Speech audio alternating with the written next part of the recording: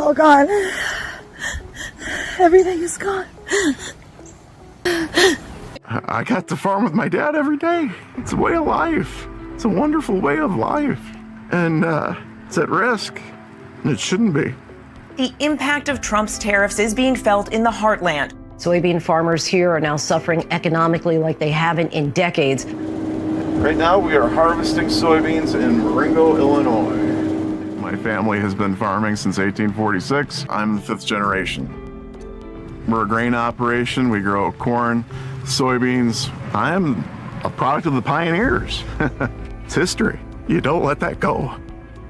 One of the best memories that I had was just my dad teaching me how to drive a tractor. I got to farm with my dad every day. It was pretty cool. How many people could do that? It's a way of life. It's a wonderful way of life. And it's at risk. And it shouldn't be. It's total bullshit. Human lives are at stake. It's stupid. The whole thing is stupid. I'm very proud of him. He's done a great job. He's kind. He's very caring. He cares about other people. I didn't really want him to be a farmer. When my husband got sick, he asked if he could take over the farm. He said, "Mom, give me 3 years. Just give me 3 years." So that's what we did, and it's turned into 16 years. Harvest is usually the best time of the year. It's literally the fruits of your labor. This is the time where we as farmers get to celebrate all of our hard work and that we get paid for our year's worth of work. And unfortunately, this one has a real bitter taste to it because the money is being spent right now in Argentina and being given to billionaires. Farming is hard enough as it is, dealing with Mother Nature, but this year especially is very challenging because of the tariffs that have been put upon us. Our cost of production has increased and our markets have dropped dramatically. And this is really putting a major strain on all farmers right now. If anybody who's not a farmer and they say, well, what do I care about what's happening with farmers? What does that matter? Well, in Illinois, 20% of all jobs revolve around agriculture. And when farmers have money, we spend it, and we spend it on really big high-ticket items like combines or tractors, all of whom are made in major Rust Belt areas. And those are really high-paying, good jobs, and that trickles down to the waitresses who get better tips, to our schools because people have more income, the schools get better funded. And right now, we're just in a major holding pattern because we have no income. The American people are hurting right now. The farmers are hurting right now. There is absolutely no reason for this. Our grain prices are down. We have tariffs. We have a bumper crop. We don't have people to sell it to. China hasn't bought one of our beans. We don't have those markets anymore because of the tariffs. I'm looking at the commodity prices, where they're at, which is how I get paid. I'm having a real difficult time trying to give a positive outlook for 2026. When President Obama was in office, we had a wonderful jolt of energy because we had an administration that said, we're going to have advanced biofuels power. Texas, help this make sense. Okay, right now, gas is $4.19 a gallon in Texas, where I live.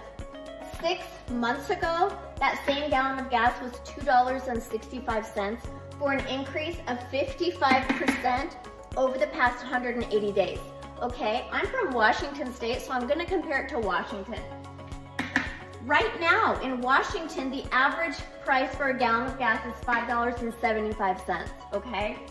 6 months ago, the price of that gallon of gas was about $4.50 for a 35% increase over the past 180 days, okay? So for the average 15 gallons of gas, let's just say 15 gallons of gas is filling up your car for average. That 15 gallons of gas is gonna cost somebody in Texas about $63. The same 15 gallons is gonna cost someone in Washington State $86, okay? So why does Texas have a 55% increase over Washington's 35% increase in gas over the last 180 days? That's my first question. My second question, I want to address the minimum wage. Minimum wage in Texas is $7.25. $7.25. The minimum wage in Washington State, $17.13 approximately. You know what that difference is? That's a difference of $9.88 an hour more. $9.88 an hour more, or 2.3 times higher minimum wage in Washington State, okay? So for someone in Texas to buy that 15 gallons of gas, it's gonna cost them 9 hours of work approximately. They're gonna work 9 hours at that minimum wage for that gas, that tank of gas. In Washington, for that same 15 gallons of gas, they're gonna work 5.5 hours, okay? 9 hours, 5.5 hours approximately. The last minimum wage increase in Texas was in 2009. That is 17 years ago since there has been a state minimum wage increase, a cost of living increase, anything, 17 years.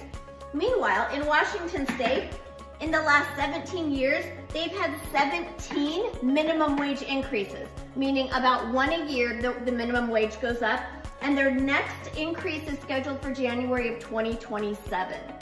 So why in the hell, why Texas, are you guys still living in wages from 2009? $7.25 an hour in the minimum wage, when prices are going up exponentially here, more so than other places. Texas has the highest property taxes in the United States, one of the highest at least. And my car insurance for perfect driving is the most expensive I've ever paid. In fact, people with DUI insurance in Washington State pay less than I do for car insurance with a perfect driving record. So I need somebody to explain this to me. Why is gas going up so much more in Texas than other places? And why in the hell is nobody in Texas voting to increase this minimum wage, $7.25? I want to know who is living on that and what is going on, Texas. Please, somebody make this make sense to me. Just read this morning that Texas farmers are closing down because they can't find laborers to work their fields. Are you telling me white people won't work in the fields? Hey, all of you who thought they were taking your jobs, accepting applications now. This is breaking news. Texas farmers are sounding the alarm on this tariff war. And in more breaking news, nobody cares. Yeah, I don't know if it's just me or maybe it's some of you too, but as far as farmers sounding the alarm, I don't care. I have to admit, I don't care at all, because the last time Donald Trump was president, 100,000 farmers across the country lost their farms. Yeah. So overwhelmingly, farmers voted for this man again, knowing full well of his history the last time he was president. So from me to you, farmers, I don't care. I don't care how bad things get for you. I don't care if you lose your farm. I don't care if I don't care. At least I don't care to hear about it. I really don't. Because this is exactly what you voted for. And you're going to get what you voted for. You're going to get 4 more years of Donald Trump not giving a damn about farmers whatsoever. So, enjoy.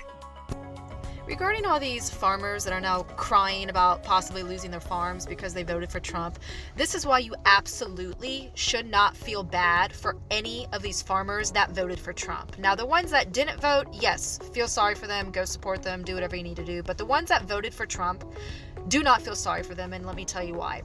I am a builder, and I've been building shit in Oklahoma City going on like 20 years now, and farmers are not stupid. If you have the ability to manage a farm and understand the weather, the climate, your machinery, the chemistry that goes into your crops, you are not a stupid person. You're just not.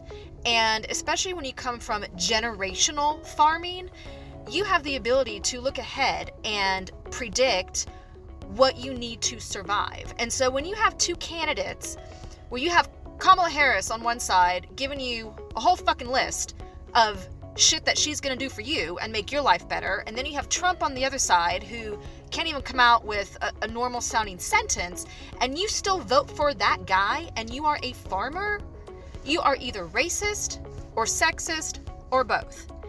And they're only crying now because now they are being treated exactly how they voted for other people to be treated. Got that? They are being treated how they voted for other minorities, people of color, everybody else, poor people, sick people. That's how they voted for other people to be treated. And now they're the ones being treated that way by losing their livelihood, their homes, their income, their farms. So do not feel sorry for them. This is exactly what they had coming.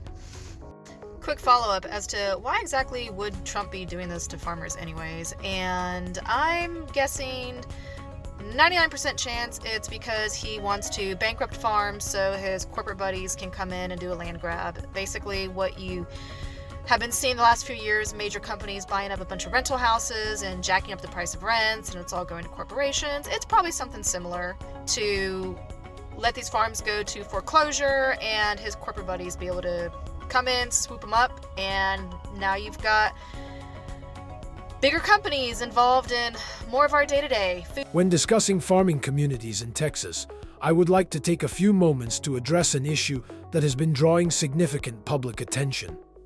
If you have followed the content I have shared in the past, you may know that I always try to stay informed about developments in rural areas across the United States in order to better understand the changes affecting people's lives there.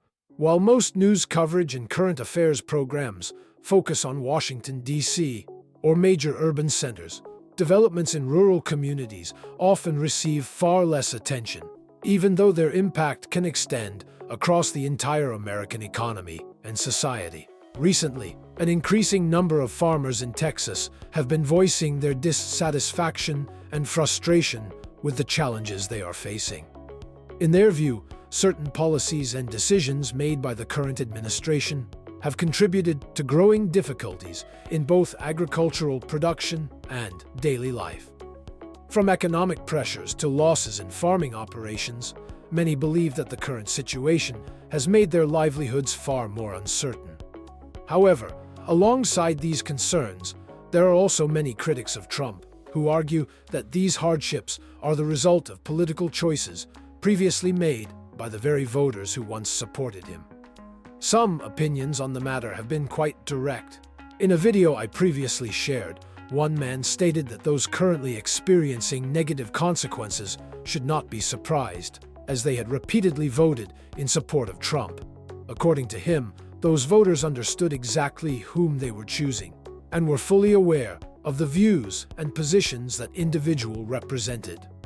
What many people continue to question is why, after everything that occurred during his previous term, a large number of voters still place their trust in Trump. He served as president, made numerous promises, and received strong support from the MAGA movement. Nevertheless, despite everything that has happened, many people still want to see him return to the White House. For Trump's critics, this suggests that many voters believed promises they consider unrealistic and are now facing the consequences of those decisions. Political commentators and content creators who oppose Trump often argue that it is difficult to complain about circumstances that one has personally helped create.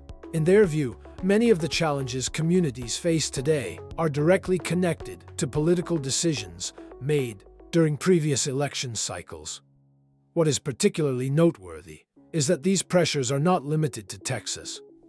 Many rural areas throughout the United States are facing increasing challenges. These communities play a vital role in producing food, supplying raw materials, and supporting numerous essential sectors of the economy. A significant portion of the everyday goods that Americans rely upon originates from these agricultural regions. At the same time, life in major cities is far from easy. However, urban residents often have more opportunities to find employment and maintain an income. Many people work 2 or even 3 jobs to cover their living expenses. Even so, they still have certain options available to adapt to current economic conditions. Despite this, countless individuals continue to feel the strain of rising prices and an increasingly expensive cost of living. In rural communities, the reality is quite different. The strongest calls for assistance are currently coming from farmers and families whose livelihoods depend entirely on agricultural production. When the agricultural sector struggles, their income is affected almost immediately. Many have been involved in farming since childhood and have limited experience in other professions or industries. Rising fuel costs, steadily increasing fertilizer prices, and the growing expense of purchasing seed are significantly reducing many farmers' ability to continue operating. For numerous families, this is not merely a matter of business or profitability. It is directly tied to their ability to sustain their way of life. If they can no longer continue farming, finding alternative sources of income may prove extremely difficult. The effects of these challenges extend well beyond agriculture itself. When food production faces a crisis, the entire economy can feel the impact. At a time when inflation continues to place pressure on household budgets across the United States, difficulties in agricultural production only make the situation more complex. In addition, tariff policies and rising operating costs are creating further challenges for businesses throughout the country. In states such as Arkansas, Nebraska, Iowa, and Texas, regions well known for soybean production, rice cultivation, and beef cattle operations, signs of economic strain are becoming increasingly evident. One example frequently cited is the Tyson Beef Center in Nebraska. Due to sharply rising operating costs in recent years, the facility was forced to cease operations despite previously providing employment to more than 3,000 workers. The consequences extend beyond the employees who work directly at the facility. Many individuals, families, and businesses also depended on its continued operation. From suppliers and transportation companies to local retailers, numerous sectors are affected when a major employer shuts down. Many people believe that the difficulties currently facing the United States stem from political decisions made in the past. From this perspective, voters who once supported the policies now in place may also be among those feeling the effects most strongly when outcomes fail to meet their original expectations. This is a broad topic with many aspects that deserve careful analysis. It is difficult to address every issue fully within a single discussion. The subject involves a wide range of factors, including economics, politics, and the everyday lives of millions of people across the United States. For that reason, I would genuinely like to hear your perspective. How do you view the developments unfolding today? Over the years, many communities opposed Trump from the outset, including African Americans, Asian Americans, Hispanic Americans, and numerous other minority groups. At the same time, many white Americans have also disagreed with his policies. In your opinion, what would it feel like to watch people who once voted in support of a policy or political leader openly acknowledge their disappointment and regret regarding that decision? Please share your thoughts and let us continue following these developments in the months ahead.